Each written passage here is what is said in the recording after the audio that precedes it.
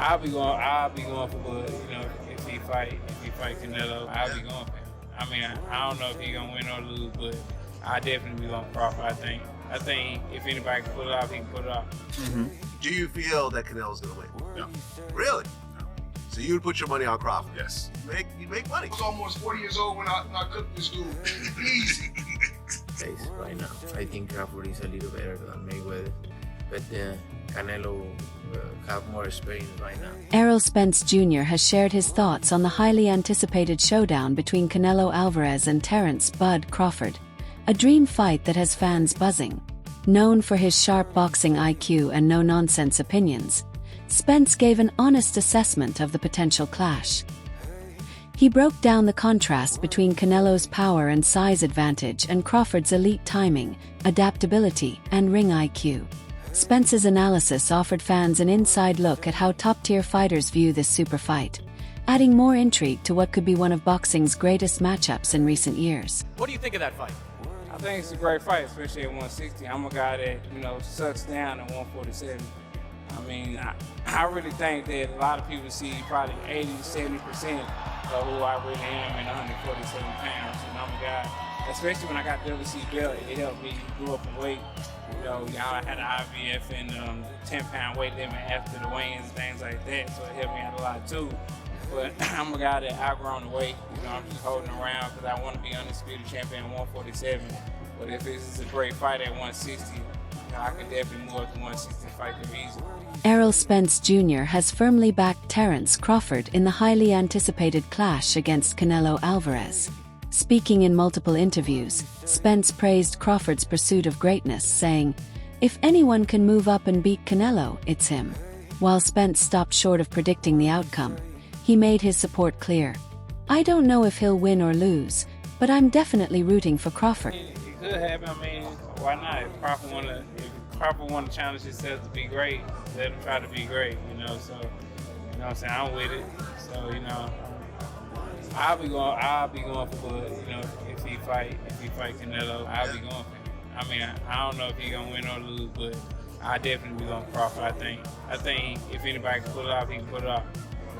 You know, He's chasing greatness, so why not? Canelo came up to 175 and all that, and fought Kovalev and fought the other guy too. So I mean, if he can do it, and he started at 147.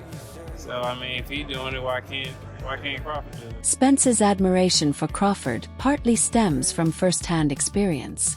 On July 29, 2023, Terence "Bud" Crawford dominated Spence in a masterclass performance, securing a 9th-round TKO to become the undisputed welterweight champion, the first to do so in the four-belt era. Crawford landed 185 of 369 punches, 50%, including 98 power shots at a stunning 60% rate, while Spence connected on just 96 of 480, 20%. Analysts on Reddit criticized Spence's flawed stance, with his head often over his front foot. Crawford's superior training, footwork, switch hitting, and precision exposed Spence's weaknesses and solidified his status as boxing's pound-for-pound best. See, this is the thing. Canelo's looking to knock Crawford out. Canelo's not going to try to outbox him. So Canelo could fall into the same position Errol Spence was in, trying to knock out Crawford and ending up getting clipped and embarrassed. Terence Crawford has delivered a clear warning to Canelo Alvarez. "No excuses when I win." He confirmed there's no catchweight clause, emphasizing he wants Canelo at full strength to ensure a clean, undisputed victory. "I want him at his best," Crawford stated. "So there are no loopholes." Tensions flared further when Canelo shoved Crawford during a press event. Crawford fired back on social media, saying, "I got you. You're going to remember," signaling his intent to punish Canelo in the ring. whenever they rate me, it doesn't matter. At the end of the day, we got to fight. I'm going to win the fight. As simple as that.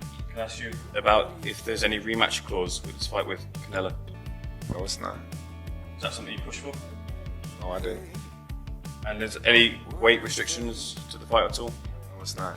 A lot of fighters would like to put on a weight restriction to this type of fight. Why didn't you want to do that?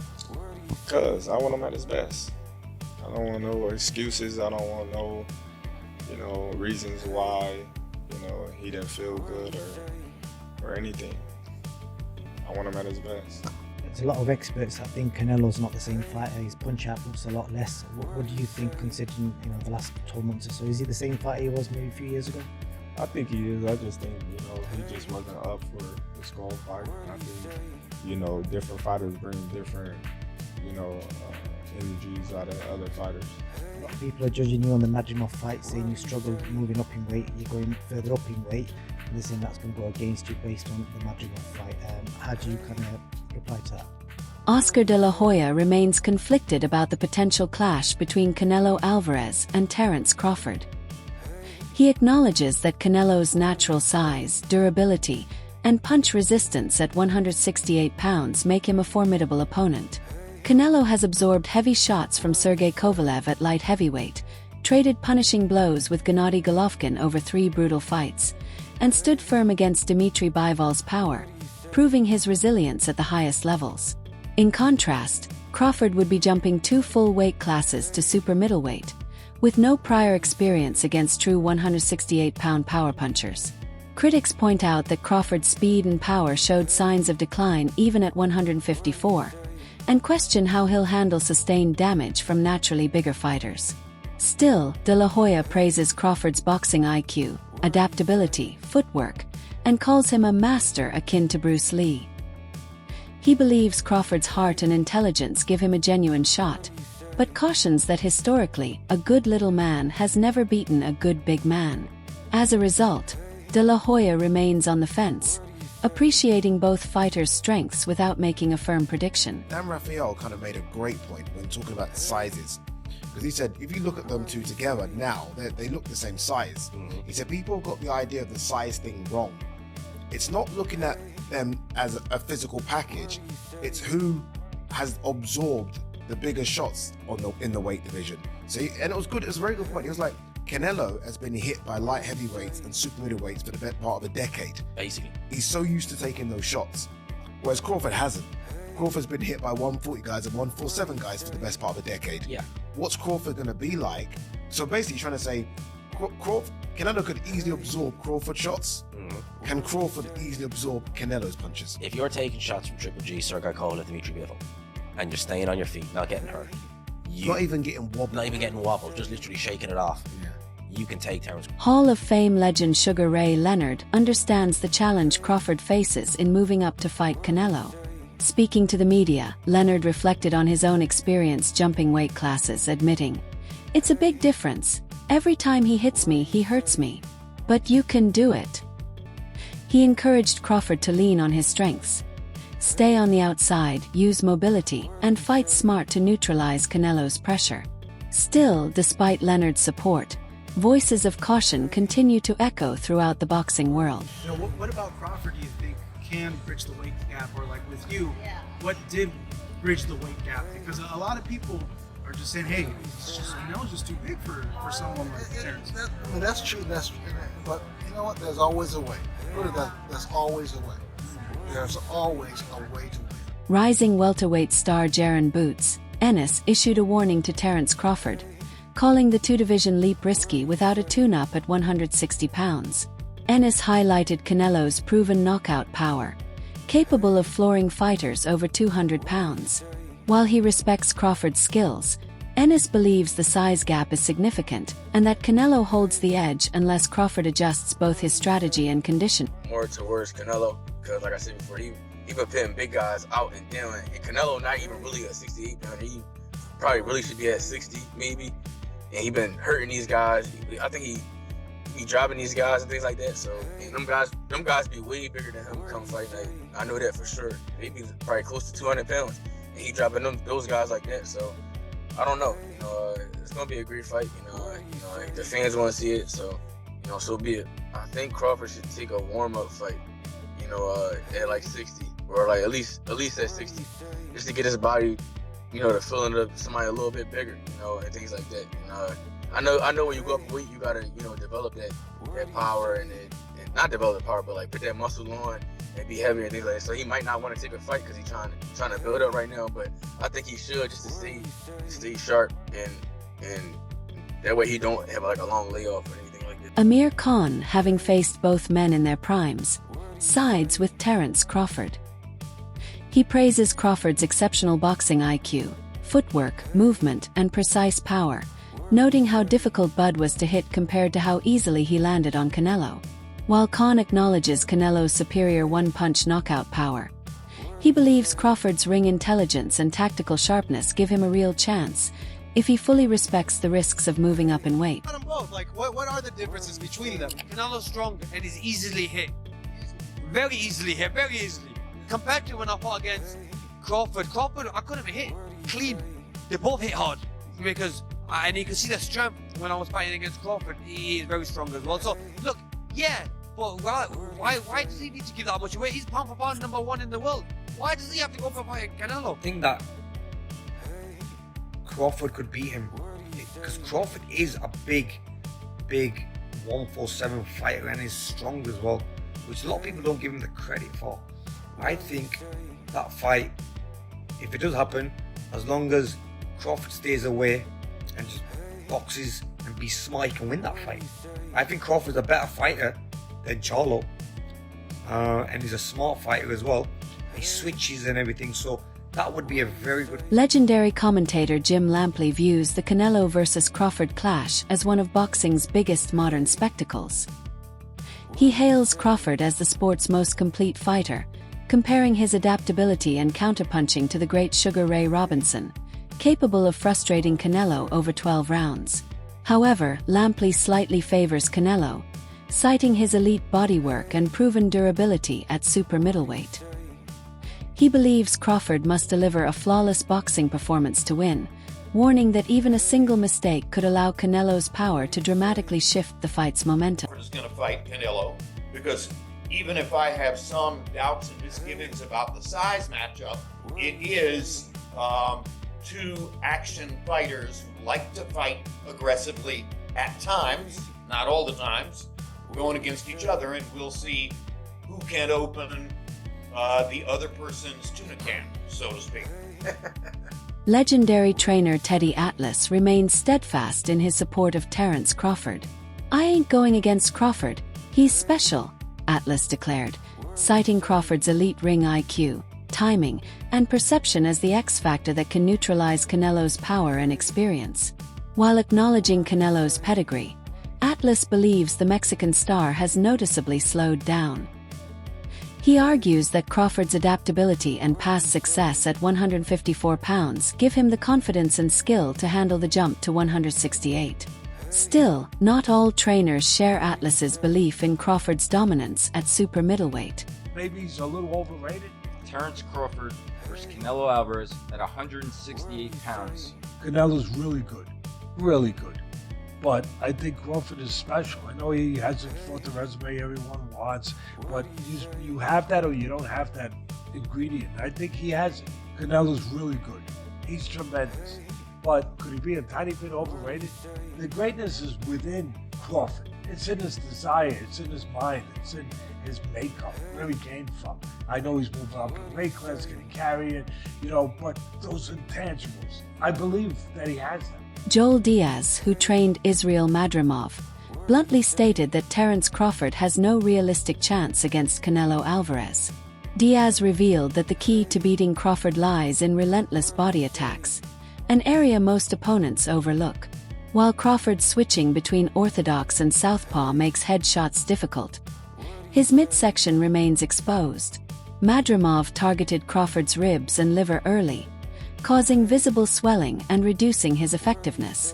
Given Canelo's elite body punching and proven power at super middleweight, Diaz believes Crawford lacks the physical strength and durability to withstand that level of sustained punishment from a naturally bigger, stronger fighter like Alvarez. People that say that Crawford can beat Canelo, no problem. I mean, I respect that, but I just think they're stupid. I mean, excuse my language. The size difference of a bigger man changes everything with one punch. And I can see the same thing. I mean, you saw Canelo Alvarez fighting Amir Khan. Now, look at this. Terence Crawford moved from 47 to 54 to fight Madrimov. What did he do to Madrimov? Nothing. Okay, Madrimov was a 54-pounder. Now, to move up to 168, that's 2 more divisions.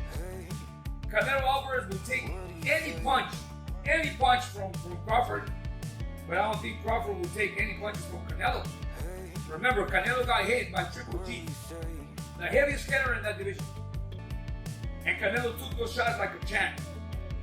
I don't think Crawford has anything to beat Canelo. With the undisputed super middleweight crown at stake, the Canelo versus Crawford matchup has split analysts. Some favor Canelo's proven strength and experience at 168 pounds, while others believe Crawford's elite ring IQ could make history. Still, concerns linger over Crawford's age, inactivity, and the significant weight jump. Even his supporters acknowledge it's a bold, high-risk challenge. He fell for every feint, and then he got. I thought he lost. I thought my dream of. And how many times did you rock him? Nah. So you're gonna tell me that he's gonna go up to the right, try to light heavyweight. Ask them, don't ask me. I